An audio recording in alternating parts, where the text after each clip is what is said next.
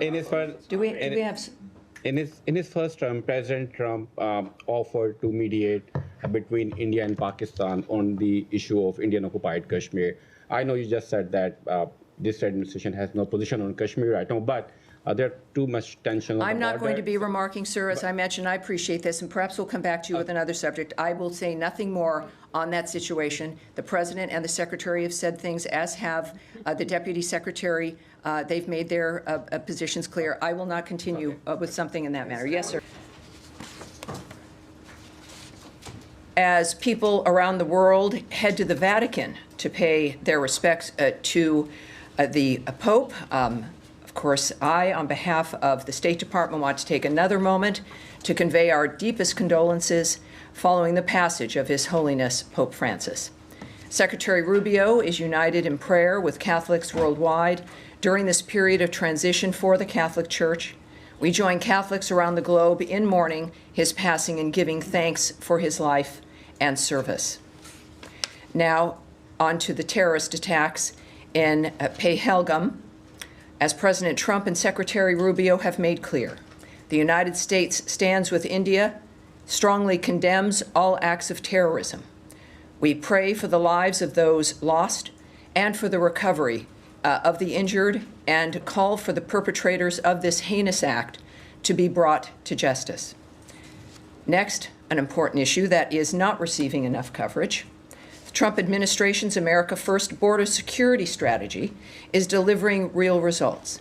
As Secretary Rubio has noted, we are now seeing the most secure border we've had. In March 2025, illegal crossings at the southwest border dropped by 94% compared to March of last year. Likewise, in the Darien, a key transit point for those intending to illegally immigrate to the United States, crossings fell by an extraordinary 99.5% over the same period. Those results reflect sound policy and strong leadership, the leadership of President Trump.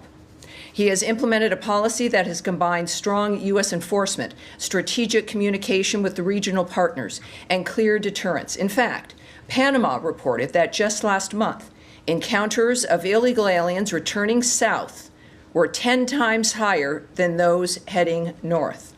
We continue to urge governments across the region to strengthen border security, accept their deported nationals, and invest in the stability and prosperity of their own communities. Together, we can end illegal immigration and build a regional framework that prioritizes sovereignty, security, and opportunity. Finally, President Trump and Secretary Rubio answered questions on the Russia-Ukraine war a few minutes ago, of course, in the Oval Office. As Secretary Rubio said, this war is endable. Both sides just have to agree to it. We've shown them a pathway forward.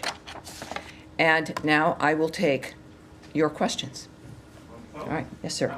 Just to come back to the attack in Kashmir that you mentioned. All right. So we'll stick with one thing we're going to try to do today is stick with topics. Themes. I'm not very good at that, but we're going to try it again today. So we'll start with Kashmir. So, yes, yeah, sir. Since you started with that as well. Certainly.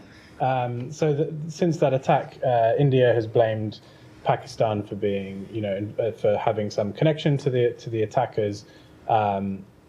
I wonder, does the US have sort of more reaction to that? Do you see Pakistan as potentially being behind this, and are you playing any role in diplomacy to try and cool tensions between the two countries? Well, I put it in the topper, obviously, because it was a horrible situation.